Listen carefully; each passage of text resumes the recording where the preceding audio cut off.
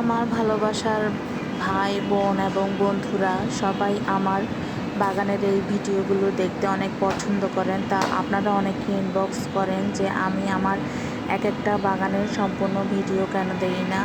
তো আমি আজকে চেষ্টা করেছি আমার টেরেস গার্ডেনটা সম্পূর্ণ ভিডিও দিতে। আশা করি আপনাদের সবার অনেক ভালো লাগবে। তো যারা আমার বাগানটা খুব পছন্দ করেন এবং অনেকে মিসও করেন, তো তারা আমার ভিডিওটি শেষ পর্যন্ত দেখবেন। তো এটা হচ্ছে আমার শখের গড়ে তোলা একটা বাগান। খুব ছোট্ট পরিসরে আমি বিস্তৃতভাবে বাগান করেছি। তো এখানে দেখেন আমি কম জায়গার মধ্যে কিভাবে বেশি বেশি গাছ রাখা যায় সেই সিস্টেম করে বাগানটা করেছি।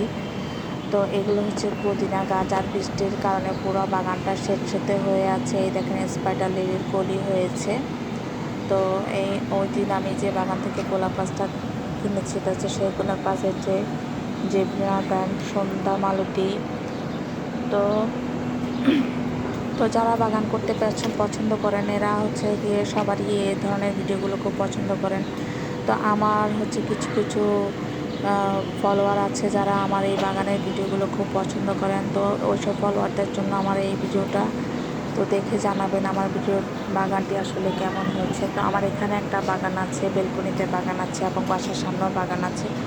আমি আসলে প্রচণ্ড গাছপ্রেমী একজন মানুষ, তাই আমি বিভিন্ন ধরনের গাছ কালেক্ট করে ওগুলা আমার বাগানে এনে রাখি।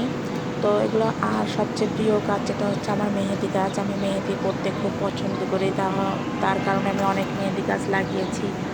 আর এখানে রয়েছে জবা গাছ, লাল জবা, যে স্পাইডার লিলি, মরিচ গাছ, তারপরে ওই যে ফড়িং লিলিটাও আছে, এই যে জবা ফুলের কলি, তারপর ড্রাগন গাছও রয়েছে এখানে। আর হচ্ছে বিভিন্ন ভেরিয়েন্টের কাঁটা মুকুট আছে। আর কাঁটা মুকুট হচ্ছে আমার খুব প্রিয় একটা গাছ, তাই আমি যেখানেই পারি কাঁটা মুকুটটা কালেক্ট করার চেষ্টা করি। তো আমার এখানে মিষ্টি কুমড়ার গাছ লাগিয়েছি, ওখান থেকে প্রচুর শাক আমি নিয়ে খাই। তারপরে হচ্ছে মিষ্টি আলুর শাক লাগিয়েছি, আমার খরগোশে আবার মিষ্টি আলুর শাক খুব পছন্দ করে। আর হচ্ছে গিয়ে এই যে এটা হচ্ছে টক পাতা গাছ, এই যে দেশি গোলাপ গাছ।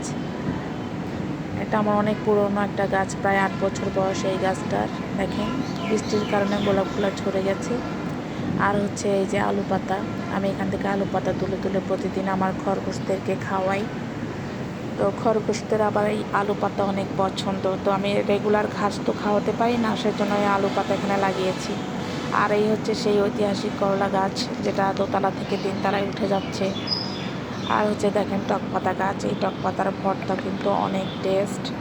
তো আমি যেহেতু টক পছন্দ করি, সেজন্য আমি টক পাতাগুলো লাগিয়েছিলাম। এটা অনলাইন থেকে অর্ডার করা একটা গাছ, আর আমি তো 2-3 বছর যাবতীয় এই গাছটা এখানে আছে।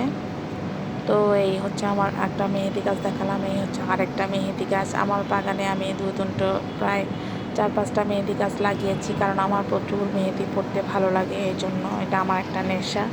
আর এ পাশেও দেখেন মেহেদি গাছ আছে, আবার হচ্ছে যে টক পাতা গাছ, আর এটা হচ্ছে দেখেন পুঁই শাক। আর এই হলুদ গাছের ফাঁকে কিন্তু একটা মেহেদি গাছ আছে। তো এই হচ্ছে একটা হচ্ছে কুঞ্জলতা গাছ, আর এটা হচ্ছে মেহেদি গাছ। আর পাতাটা এভাবে ঢলে পড়েছে, তাই ওটাকে আবার ঠিক করে দিলাম।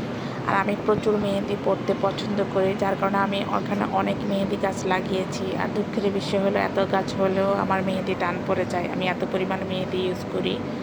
তো আমার এটা এক ধরনের নেশা, যার কারণে আমি এখানে বাগান করা। তো এই দেখেন, তো আমার বাগানের মোটামুটি ভিউটা আপনাদের সাথে শেয়ার করলাম। তো আপনাদের কেমন লেগেছে জানাবেন, আশা করি সবার ভালো লাগবে। আর সবাই ভালো লাগলে প্লিজ আমাকে সাপোর্ট করবেন। সবাই ভালো থাকবেন, সুস্থ থাকবেন। আল্লাহ হাফেজ।